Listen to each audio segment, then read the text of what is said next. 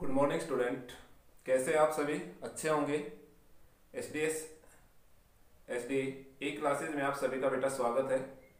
बेटा अपनी ज्योग्राफी की बुक कंप्लीट हो चुकी है थी और आपने उन सभी के नोट्स अच्छे से बनाए होंगे और आप तैयारी भी कर रहे होंगे जो 13 तारीख को आपका यूटी जो टेस्ट है सेकंड उसमें लेकर के। फिर भी अगर आपको कोई प्रॉब्लम है तो बेटा आप ज़रूर संपर्क करें और 13 तारीख के जो यूटी टेस्ट में एक अच्छे रिजल्ट आते हैं। बेटा आज हम जो स्टार्ट कर रहे हैं बुक वो है हिस्ट्री की बुक और आपकी जो हिस्ट्री की जो बुक है आपके पास उस बुक में अपना एक थर्ड चैप्टर है नेशनलिज्म्स इन इंडिया। हम आज वो चैप्टर फर्स्ट स्टार्ट कर रहे हैं। नेशनलिज्म्स इन इंडिया मीन्स भारत में राष्ट्रवाद। बेटा आप जानते हैं कि भारत में राष्ट्रवाद मीन्स हमारा जो देश है 1947 से पहले एक कॉलोनियल कंट्री था। किसका बेटा? ब्रिटिश गवर्नमेंट का। मीन्स अंग्रेजों का यहाँ पर शासन था और हमने बेटा अपने जो पीछे की जो कक्षाएं हैं प्रीवियस जो क्लासेस हैं उनमें भी इंडिया की जो नेशनलिज्म मूवमेंट के बारे में पढ़ा है। 8th में आपने 1857 के रिवोल्ट के बारे में पढ़ा और उसके बाद 1857 के रिवोल्ट से लेकर के आपने 1905 तक स्वदेशी मूवमेंट तक उस बुक में आपने पढ़ा था। आज जो हम पढ़ने जा रहे हैं इस बुक में जो हमारा जो रहेगा इंडिया का नेशनलिज्म जो मूवमेंट है वो बेटा फर्स्ट वर्ल्ड वॉर से लेकर के हम बात करते हैं 1942 तक के नेशनलिज्म मूवमेंट के बारे में हम पढ़ेंगे। इसमें इस टाइम पीरियड्स में हमारे देश में ऐसे कौन से मूवमेंट चल रहे थे, किस प्रकार से हमारे इंडियंस जो नेशनलिस्ट लीडर्स हैं वो ब्रिटिश गवर्नमेंट के खिलाफ उन्होंने कौन कौन से मूवमेंट स्टार्ट किए, उनके क्या इम्पैक्ट रहे, किन पीपल्स ने इस मूवमेंट्स में पार्टिसिपेट किया, उनके बेटा इस मूवमेंट्स में पार्टिसिपेट करने के पीछे क्या आकांक्षाएं थी, क्या इच्छाएं थी, जिन कारणों से उन्होंने इन मूवमेंट्स में क्या किया, भाग लिया। इसमें महात्मा गांधी का क्या रोल रहा इस मूवमेंट में वो हम यहाँ पर पढ़ेंगे इस चैप्टर में। जब आपके पास जब बुक ओपन करते हैं आप तो बुक ओपन करने के साथ आपको सबसे पहले एक टॉपिक दिखता है एंटी कॉलोनियल्स मूवमेंट्स। मीन्स जितने भी जो कॉलोनियल्स कंट्री हैं, जितने भी जो औपनिवेशिक देश हैं, वहां पर जो भी नेशनलिज्म मूवमेंट स्टार्ट हुए वो सभी के सभी मूवमेंट क्या थे बेटा? एंटी कॉलोनियलिज्म मूवमेंट थे। मीन्स जो वहां पर जो औपनिवेशिक सरकारें थी उनके खिलाफ ये मूवमेंट स्टार्ट हुए थे। तो क्यों? सबसे पहले कारण तो यही है कि भी हम भारत है वो भी क्या था? कॉलोनियल कंट्री था। किनका? ब्रिटिश गवर्नमेंट का। तो मीन्स किसी भी जो देश, कोई भी देश अगर किसी अदर कंट्री का गुलाम था तो वहां पर जो भी नेशनलिज्म मूवमेंट स्टार्ट हुए वो मूवमेंट एंटी कॉलोनियलिज्म मूवमेंट क्यों थे? मीन्स जो कॉलोनियल गवर्नमेंट के अगेंस्ट थे। क्यों? तो उसका कारण ये था बेटा कि लाइफ के जो डिफरेंट जो फॉर्म्स हैं, चाहे वो फार्मर्स हो, चाहे बेटा हम बात करते हैं लेबर्स हो, चाहे बेटा वो ट्राइबल पीपल्स हो, या बेटा टाउन्स, या बेटा हम बात करते हैं मर्चेंट्स हो, या बेटा ट्रेडर्स हो, वो सभी किससे प्रभावित हुए थे बेटा? कॉलोनियल गवर्नमेंट की पॉलिसी से इफेक्टेड थे और किसी न किसी रूप में वो औपनिवेशिक सरकारों से क्या थे? परेशान भी थे। तो ये एक ऐसे कॉमन आइडियाज जो सामने आया जिनको लेकर के सभी जो लोग हैं वो किन से परेशान थे? कॉलोनियल कंट्री गवर्नमेंट से परेशान थे। उन वजह से लेकर के जो औपनिवेशिक सरकारों के खिलाफ उनमें क्या एक यूनिटी आई और यूनिटी आने के बाद उन्होंने अपने अपने ये नहीं कि भी वो किसी एक फ्रीडम्स या इंडिविजुअल्स गोल्स के लिए क्या कर रहे थे बेटा?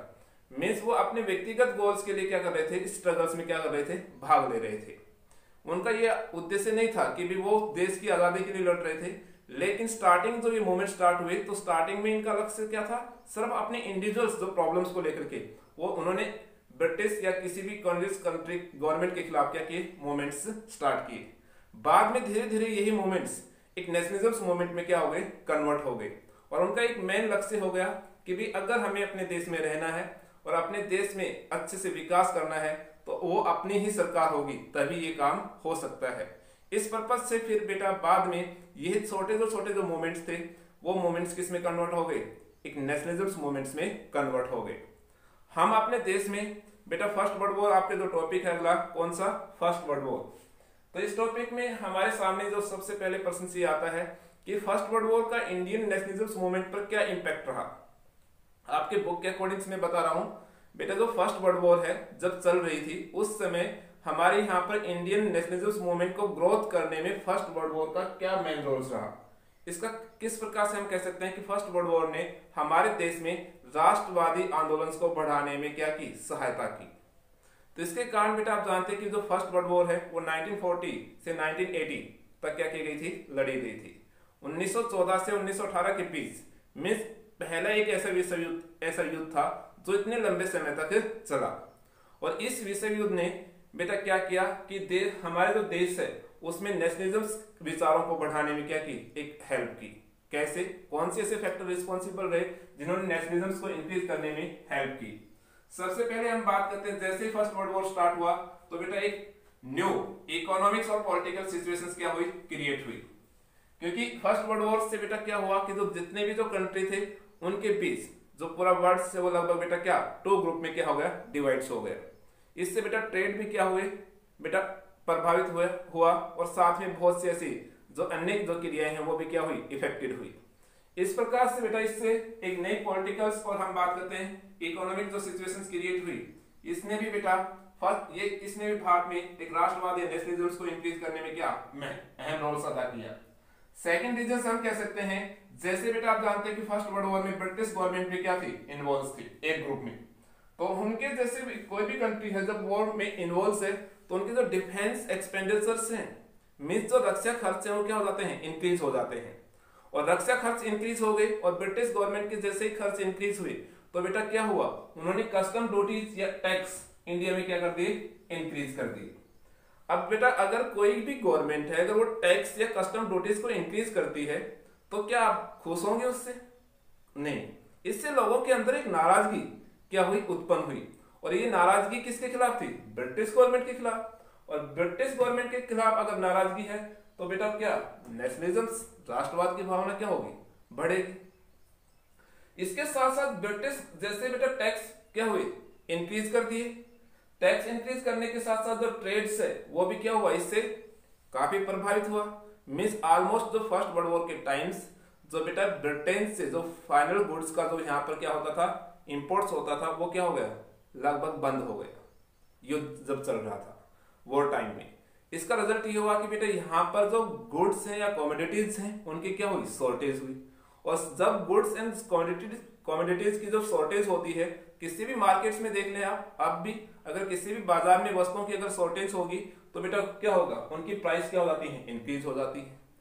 तो एक तो बेटा टैक्स बढ़ा दी सरकार ने, ऊपर से क्या हुआ कि उस युद्ध के दौरान वस्तुओं की कीमतें क्या हो गई, लगभग ऑलमोस्ट डबल हो गई। तो लोगों को एक इकोनॉमिक्स प्रॉब्लम्स को क्या करना पड़ रहा था, फेस करना पड़ रहा था। और लोग क्या मान रहे थे, इसके लिए कौन रिस्पॉन्सिबल से, ब्रिटिश गवर्नमेंट रिस्पॉन्सिबल से। तो लोगों में ये भी एक नाराजगी का मेन क्या रहा, कारण रहा, क्योंकि इंडियन पीपल्स बेटा अधिकतर जो पॉपुलेशन थी वो एक पुअर पॉपुलेशन थी और अब वो इजीली अपने इनिशियल गुड्स को क्या नहीं कर पा रही थी, अफोर्ड से नहीं कर पा रही थी और उनको डिफरेंट टाइप्स की प्रॉब्लम्स को क्या करना पड़ रहा था, फेस करना पड़ रहा था। तो इस वजह से भी वो ब्रिटिश गवर्नमेंट से क्या थे, नाराज थे। बेटा आप जानते हैं कि वॉर टाइम में ब्रिटिश गवर्नमेंट को बहुत अधिक मात्रा में सोल्जर्स की क्या थी, ये सैनिकों की रिक्वायरमेंट थी। और ब्रिटिश गवर्नमेंट ने क्या किया, हमारे जो इंडिया है यहाँ पर जो रूरल एरियाज है या विलेज एरिया है वहां से फोर्सली जो यंग पर्सन थे उनको बेटा किसमें, आर्मी में क्या किया जाए, शामिल किया जाने लगा। जबरन जो नहीं चाहता था उसको भी जबरन सेना में भर्ती किया जाने लगा और उनको युद्ध के मोर्चों पर भेजा जाने लगा। जिससे बेटा क्या हुआ कि काफी कैजुअलिटीज बढ़ी और जिससे जो ग्रामीण क्षेत्र हैं वहां भी लोग ब्रिटिश गवर्नमेंट के इस प्रकार के कार्य से क्या थे, नाराज थे। देखो काफी प्रॉब्लम फेस कर रहे थे लोग। एक तो बेटा क्या रक्षा जो टैक्स वो बढ़ गए थे, गुड्स की जो प्राइस है वो क्या हो चुकी थी, इंक्रीज हो चुकी थी, वो उनको इजीली अफोर्ड नहीं कर पा रहे थे। जबरन बेटा भारतीय युवाओं को सेना में क्या किया जा रहा था, भर्ती किया जा रहा था। उसी समय हमारे देश के बहुत से ऐसे एरिया हैं जो 1970 से 1980 या बेटा हम बात करते हैं 1920 से 1921 के बीच बेटा काफी ऐसे एरिया थे जहां पर क्रॉप्स क्या रही, फेलियर रही। देखो एक तो टैक्स ज्यादा, ऊपर से प्रोडक्शन क्या होना, नहीं होना, और गवर्नमेंट बेटा टैक्स रिड्यूस करने के लिए भी क्या नहीं होना, एग्री नहीं होना। क्योंकि अगर किसानों का उत्पादन ही नहीं हुआ, प्रोडक्शन ही नहीं हुआ तो वो टैक्स कहां से पे करेंगे। लेकिन ब्रिटिश गवर्नमेंट टैक्स कम करने के लिए क्या नहीं थी, तैयार नहीं थी, जिसकी वजह से भी लोगों में क्या थी, काफी गुस्सा और नाराजगी थी। और इसी नाराजगी ने बेटा जो नाराजगी जो फर्स्ट वर्ल्ड वॉर के टाइम्स क्रिएट हुई, इसने बेटा इंडिया के जो नेशनलिज्म मूवमेंट्स को पावरफुल मूवमेंट्स बनाने में एक मोस्ट इंपोर्टेंट रोल अदा किया ब्रिटिश गवर्नमेंट के अगेंस्ट। तो आपको इस बात पर क्लियर हो गया होगा कि किस प्रकार से जो फर्स्ट वर्ल्ड वॉर है उसने बेटा इंडियंस नेशनलिज्म मूवमेंट को इंक्रीज करने में हेल्प की। एक तो बेटा हमने कहा create the new economic and the political situations, increase in the defence expenditures, increase the custom duties, increase the price of goods, force requirements of the villagers in army and crops failures during 1970 to 1980 और 1920 to 1921। तो ये ऐसे factors रहे जिन्होंने बेटा India के nationalism movement को बेटा इंक्रीज करने में हेल्प की। जो फर्स्ट वर्ल्ड वॉर के दौरान ये फैक्टर्स क्या हुए, सामने आए। अब बेटा हम आगे आते हैं आइडिया ऑफ द सत्याग्रह। आपकी बुक का अगला जो टॉपिक है वो आइडिया ऑफ द सत्याग्रह है। देखिए जो ये विचार है, ये विचार महात्मा गांधी ने दिया था। आप जानते हैं कि बेटा 1915 में महात्मा गांधी साउथ अफ्रीका से भारत लौटे थे, लेकिन इससे पहले वो कहाँ थे, साउथ अफ्रीका में जो नेशनलिज्म मूवमेंट चल रहा था उस मूवमेंट्स में उन्होंने पार्टिसिपेट किया और बेटा वहां उन्होंने भाग लिया और उन्होंने वहां पर कौन से आइडियाज से, सत्याग्रह मूवमेंट्स के माध्यम से बेटा जो वहां पर व्हाइट गवर्नमेंट थी उनके खिलाफ एक मूवमेंट स्टार्ट किया और ये उनका एक पावरफुल मूवमेंट था। उनका मानना था कि जो आइडिया ऑफ द सत्याग्रह है उसमें अगर बात करते हैं स्टीज to the powers of the truth, Mahatma Gandhi का कहना था कि हमें सत्य पर क्या देना चाहिए, बल देना चाहिए, कि मीन्स हमें सत्य के मार्ग पर चलना चाहिए। बेटा देखिए सत्य की क्या होती है, हमेशा जीत होती है और ये जीवन का एक अहम हमारा पार्ट होना चाहिए। हमें कभी भी झूठ नहीं बोलना चाहिए, हमें हमेशा सत्य के मार्ग या सच्चाई का क्या देना चाहिए, साथ देना चाहिए। साथ में उन्होंने कहा था कि हमें सच्चाई की खोज करनी चाहिए। मीन्स सच्चाई की खोज का अर्थ यहाँ पर है कि हमें हमेशा सत्य के मार्ग पर चलना चाहिए। आइडिया ऑफ सत्याग्रह के अकॉर्डिंग हमें सच्चाई का साथ देना चाहिए। और बेटा इसमें उन्होंने ये भी कहा कि नॉन वॉयलेंस मेथड्स, मीन्स जो सत्याग्रही है उसको कभी भी वॉयलेंस नहीं होना चाहिए, हिंसक नहीं होना चाहिए। उनके लिए बेटा सत्याग्रही अगर अपने वो सत्य के मार्ग पर है या सच्चाई के साथ है तो उसको कोई भी पावरफुल, कोई भी व्यक्ति अगर उसके अगेंस्ट है, जो पावरफुल है, चाहे वो पॉलिटिकल रूप से, चाहे इकोनॉमिक रूप से या फिजिकल रूप से भी अगर वो पावरफुल है तो हमें उससे डरने की आवश्यकता नहीं है। अगर हम सत्य के मार्ग पर हैं, अगर हम सच्चाई के साथ हैं तो हमें किसी भी एक पावरफुल व्यक्ति से डरने की आवश्यकता नहीं है। हमें नॉन वॉयलेंस माध्यम से उसका क्या करना चाहिए, विरोध करना चाहिए अहिंसा के आधार पर।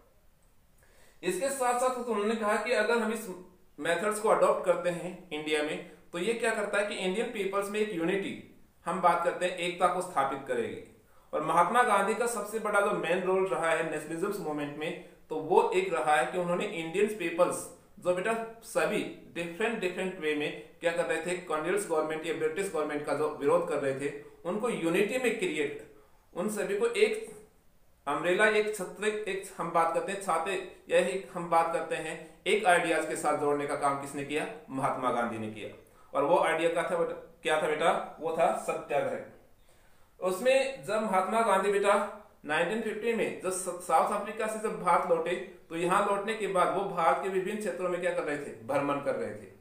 देखिए उन्होंने तब तक इंडियन पॉलिटिक्स में एक्टिव पार्टिसिपेट नहीं किया था। 1990 से पहले महात्मा गांधी ने भारतीय राजनीति में सक्रिय भूमिका नहीं निभाई थी। उससे पहले उन्होंने 30 सक्सेस सत्याग्रह क्या की, ऑर्गेनाइज किए। जब महात्मा गांधी बेटा बिहार के चंपारण में थे तो बेटा वहां पर जो इडिको जो फार्मर्स हैं उनको काफी क्या, वो बेटा ब्रिटिश गवर्नमेंट के रूल एंड रेगुलेशन से क्या थे, काफी परेशान थे, क्योंकि जो क्रॉप्स जो प्रोडक्शन की जाती थी उनको फेयर प्राइस नहीं दिए जा रहे थे गवर्नमेंट द्वारा और टैक्स क्या थे, हाई थे। इसलिए महात्मा गांधी ने जो इडिको जो फार्मर्स है उनके फेवर में 1916 में चंपारण में फर्स्ट सत्याग्रह क्या किया, ऑर्गेनाइज किया। और इनका ये सत्याग्रह क्या रहा, सक्सेस रहा। बेटा आप ये जो 1916 जो मैं आपको एनसीईआरटी की बुक से पढ़ा रहा हूं, वैसे ये अधिकतर जो बुक्स में इसकी जो डेट है वो क्या बेटा 1970 है, तो इसमें ध्यान रखने की आवश्यकता रहेगी। अगला बेटा इसमें 1970 मीन्स खेड़ा। बेटा उसके बाद जब महात्मा गांधी गुजरात के खेड़ा डिस्ट्रिक्ट में थे तो बेटा वहां पर क्या रहा कि जैसे आप जानते हैं कि काफी सूखा पड़ा हुआ था और क्रॉप्स फेलियर रही और ब्रिटिश गवर्नमेंट है वो टैक्स रिड्यूस करने के लिए क्या नहीं थी, एग्री नहीं थी। तो बेटा वहां के जो खेड़ा के जो फार्मर्स हैं उनके पक्ष में महात्मा गांधी ने क्या किया, सत्याग्रह ऑर्गेनाइज मूवमेंट स्टार्ट किया, जिससे ब्रिटिश गवर्नमेंट है टैक्स रिड्यूस करने के लिए क्या हुई, एग्री हुई। तो ये उनका सेकंड सक्सेस क्या रहा, सत्याग्रह रहा। उसके बाद हम बात करते हैं 1980 में, जब महात्मा गांधी कहाँ थे बेटा, अहमदाबाद में थे। जो कॉटन मिल वर्कर्स हैं वो बेटा अपनी हम बात करते हैं वेजेस को लेकर के इंक्रीज करने के लिए कुछ डिमांड कर रहे थे। तो महात्मा गांधी ने उनके पक्ष में 3 सक्सेस सत्याग्रह क्या किया, ऑर्गेनाइज किया। तो मीन्स इंडियन पॉलिटिक्स में एक्टिव पार्टिसिपेशन करने से पहले महात्मा गांधी ने 3 सक्सेस सत्याग्रह ऑर्गेनाइज किए। कौन कौन से? 1916 में चंपारण में ईडीको फार्मर्स के फेवर में, 1917 में खेड़ा में फार्मर्स के फेवर में टैक्स रिड्यूसिंग की डिमांड्स को लेकर के, और 1980 में बेटा अहमदाबाद में कॉटन मिल वर्कर्स के फेवर में। तो आज आपको जो टॉपिक्स हैं हमारे बेटा, एंटी कॉलोनियल मूवमेंट्स, इसके क्यों रहे, इसके क्या कारण थे, फर्स्ट वर्ल्ड वॉर ने इंडियन नेशनलिज्म मूवमेंट्स को इंक्रीज करने में इसका क्या मेन रोल्स रहा, आइडिया ऑफ द सत्याग्रह का क्या अर्थ है, ये किसने दिया, और महात्मा गांधी ने साउथ अफ्रीका से लौटने के बाद कौन से 3 सक्सेस सत्याग्रह ऑर्गेनाइज किए। जो मैंने आपको यहाँ लास्ट 2 टॉपिक है बेटा, ये आपका मैप वर्क भी रहता है हिस्ट्री की बुक से। देखिए इस तीनों में से आपको पता होना चाहिए कि भी कहाँ है, चंपारण कहाँ है, खेड़ा कहाँ है, और बेटा अहमदाबाद कहाँ है। आज का अपना कार्य इतना ही रहेगा। आप इसे अपनी फेयर नोटबुक में साफ और सुंदर लिखेंगे, और बेटा साथ साथ क्या करेंगे, याद भी करेंगे। और अपने जो 13 तारीख का जो यूटी टेस्ट है उसमें मैंने आपको जो 3 चैप्टर दिए हैं, कौन कौन से हैं, minerals and energy resource, manufacturing industries, life line of the national economics, उनकी भी तैयारी करेंगे। धन्यवाद, थैंक्स।